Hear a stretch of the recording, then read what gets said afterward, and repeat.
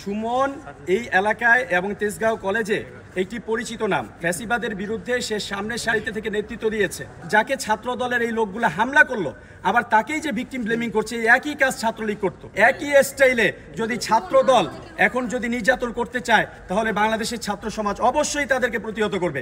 তার মধ্যে এই স্পেসিফিক যেই 5-7টা ক্যামেরার মধ্যে ঘটনাটা ঘটছে, সেই ক্যামেরাগুলাই তারা নষ্ট অথবা এই জিনিসগুলো বলছে। একবারে নাগরিক কমিটি থেকে শুরু করে শুরু থেকে আমাদের সহযোদ্ধা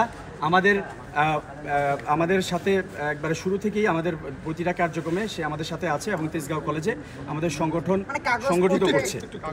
কাগজপত্রেও সে নাগরিক কমিটির আমাদের সদস্য। প্রোফাইল পিকচারে আপনাদেরকে আমি আবারও অনুরোধ করেছি, সুমন এই এলাকায় এবং তেজগাঁও কলেজে একটি পরিচিত নাম। ফ্যাসিবাদের বিরুদ্ধে সে সামনের সারিতে থেকে নেতৃত্ব দিয়েছে।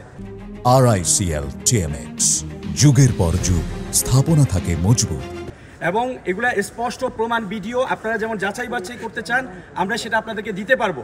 এই যে কোনো ছবি এডিট করে অথবা কোনো কিছু বলে হঠাৎ করে যাকে ছাত্র দলের এই লোকগুলো হামলা করলো, আবার তাকেই যে ভিকটিম ব্লেমিং করছে, একই কাজ ছাত্রলীগ করতো।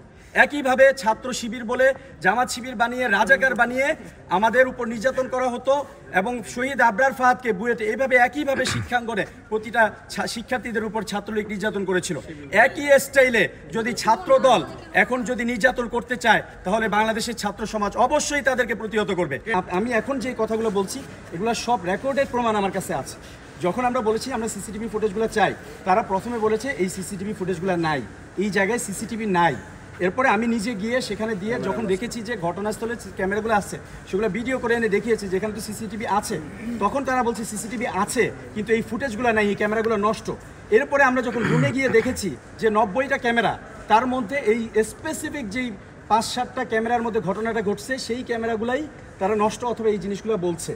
অবশ্য পরবর্তীতে তারা বলছে যে তারা চেষ্টা করতেছে এগুলো কোনোভাবে রিকভার করার। কিন্তু আমাদের প্রশ্ন হলো, এই যে প্রশ্নবিদ্ধ আচরণ, প্রথমে বললো সিসিটিভি নাই, তারপরে যেই জায়গাগুলোতে ঘটনা ঘটছে সেই স্পেসিফিক সিসিটিভি ফুটেজগুলো নষ্ট অথবা বন্ধ হয়ে আছে, এটা তো প্রশ্নবিদ্ধ।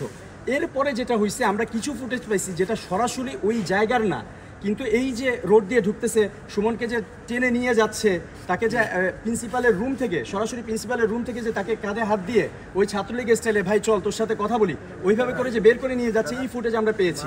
একবারে সম্পূর্ণ যে মারছে সেই সিসিটিভি ফুটেজগুলো এখনও আমরা পাই নাই।